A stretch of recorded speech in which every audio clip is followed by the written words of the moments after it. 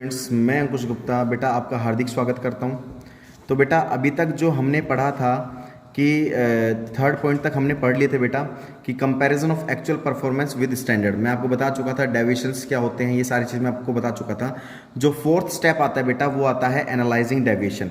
जब हमें ये पता लग जाता है कि भाई हम क्या करते हैं फोर्थ स्टेप में डेविएशंस को एनालाइज करके देखते हैं कि भाई जो डेविएशंस हुए हैं नेगेटिव पॉजिटिव जीरो, एनालाइज करके देखते हैं कि भाई हमें यहाँ से एनालाइज हो गया बेटा कि यहाँ पर नेगेटिव डेविएशन हो, यहाँ पर एनालाइज हो गया यहाँ पर जीरो डेविएशन हुआ है, और यहाँ पर एनालाइज हो गया यहाँ पर पॉजिटिव डेविएशन हुआ है। तो यहाँ पर एनालाइसिस करके देखते हैं कि डेविएशंस जो हुआ है वो कैसे हुआ है।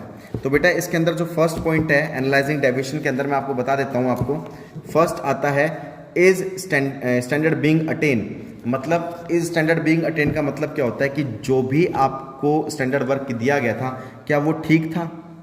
कहीं ऐसे देखो, हर बार बेटा एम्प्लॉय की गलती नहीं होती। कई बार क्या होता है कि एक एम्प्लॉयर जो होता है, मालिक जो होता है, वो अपने उसकी कैपेसिटी से ज़्यादा उसको काम दे देता है, तो स्टैंडर्ड वर्क दे देता है। तो यहाँ पर ये देखा जाएगा कि जो वर्क दिया गया था क्या वो सही था, ठीक है। सेकंड में देखा जाएगा क्या जो डेविएशंस थे, जो डेविएशन आए हैं क्या वो एक्सेप्टेबल है। एक्सेप्टेबल मतलब कि कई बार क्या होता है कि हर बार वर्कर की गलती नहीं होती, कई बार जो कंपनी का मालिक है उनकी भी गलती होती है, कई बार मटेरियल नहीं हो पाता पूरा कंप्लीट, कई बार फ्यूल खत्म हो जाता है, कई बार भाई इलेक्ट्रिसिटी चली जाती है जिससे कि प्रोडक्शन रुक जाता है, तो वहाँ पर भी वो डेविएशंस नेगेटिव हो जाता है क्योंकि वर्कर तो वही 8 घंटे काम करेगा। अब मान लो 2 घंटे लाइट नहीं आई तो भाई वो पूरी 100 यूनिट्स थोड़ी प्रोड्यूस कर पाएगा। तो वो कहते हैं भाई डेविएशंस जो हुए हैं, नेगेटिव डेविएशन जो है क्या वो एक्सेप्टेबल है, ठीक है। इज स्टैंडर्ड एक्सेप्टेबल, वही बात है कि कई बार क्या होता है कि जो आपको काम दिया गया है वो आपकी कैपेसिटी से अगर ज़्यादा दे दिया तो वो स्टैंडर्ड एक्सेप्टेबल नहीं है, ठीक है। अब क्या हो गया, मान लीजिए आपको स्टैंडर्ड वर्क मतलब आपको आपकी कैपेसिटी से ज़्यादा काम दे दिया, तो ये गलती किसकी है, एम्प्लॉयर की गलती है, तो वहाँ पर वो भी एक्सेप्ट किया जाएगा भाई हाँ हमारी गलती थी। एंड लास्ट आता है फोर्थ, रिवाइजिंग द स्टैंडर्ड। अगर कोई हमने गलती से स्टैंडर्ड वर्क ज़्यादा दे दिया तो अब यहाँ पर रिवाइज करके उसको उसकी कैपेसिटी के अकॉर्डिंग हम काम दे देंगे, ठीक है।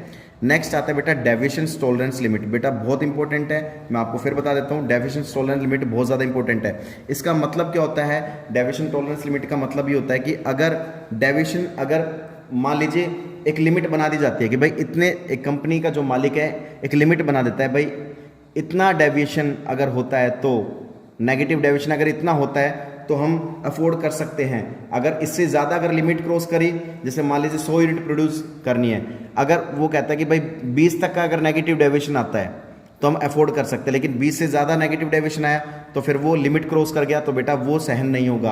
अब उसमें क्या होगा, अगर लिमिट क्रॉस करके नेगेटिव डेविएशन ज़्यादा हो गए तो वहाँ पर फिर कंट्रोलिंग की जाती है। सो डेविएशन टॉलरेंस लिमिट के अंदर 2 इंपॉर्टेंट पॉइंट आते हैं, वो क्या है वो मैं आपको बता देता हूँ। 2 इंपॉर्टेंट पॉइंट जो है मैं बता देता हूं आपको क्या क्या है वो। पहला जो पॉइंट आता है वो आता है principal critical point of control. Principal critical point of control में बेटा इसको दूसरे नाम से भी जाना जाता है की रिजल्ट एरिया, KRA। सबसे इंपॉर्टेंट है बेटा, मैं बता देता हूँ, की रिजल्ट एरिया के नाम से भी जाना जाता है किसको, principles of critical point control. Principle of critical point control में बेटा ओनली इंपॉर्टेंट एक्टिविटीज पर फोकस किया जाता है, अननेसेसरी एक्टिविटीज पर फोकस नहीं किया जाता। Again I repeat, principle of critical point control वो होता है, आप इस टूल किट को पढ़ लेना समझ में आ जाएगा। मैं आपको शॉर्ट फॉर्म में बता देता हूँ। Principle of critical point control में क्या होता है कि ओनली इंपॉर्टेंट एक्टिविटीज़ पर फोकस किया जाता है, अननेसेसरी अनइम्पोर्टेंट एक्टिविटी पर फोकस नहीं किया जाता। Principles of management by exception का मतलब क्या होता है कि यहाँ पर छोटे मोटे डेविएशंस पर फोकस नहीं किया जाता, जो बड़े डेविएशंस होते हैं उन पर फोकस किया जाता है। देखो दोनों में अंतर समझ में आ गया होगा। यहाँ पर इंपॉर्टेंट एक्टिविटीज़ पर फोकस किया जाता है, अननेसेसरी एक्टिविटीज़ पर फोकस नहीं किया जाता।